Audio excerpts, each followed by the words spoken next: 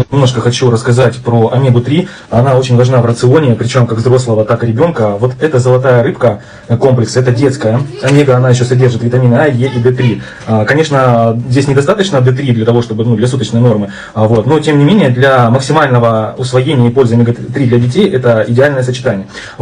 Смотрите, вот так вот она выглядит, как настоящее золото. Вот это комплекс взрослый омега-3, северная омега-3. Для чего она нужна? Во-первых, для нормального развития всех систем организма, как у детей, так и у взрослых. Во-вторых, омега-3 защищает мембрану клетки от внешних и внутренних повреждений. Это очень важно. То есть ее нужно пить на протяжении всей жизни. Либо есть продукты, которые богаты вот этими всеми жирами, которые здесь. Это и авокадо, и орехи, и рыбу качественную, и в достаточно большом, кстати, количестве. И, в общем, это выйдет дороже, чем если вы будете употреблять и позаботитесь о своем здоровье, то есть, употреблять нормальные продукты, да, то есть омегу-3 извне. Очень рекомендую. Мы уже пьем на протяжении, на протяжении больше 3 лет практически омегу-3, поэтому, ребята, вот эта штука, это прям, то, что на каждый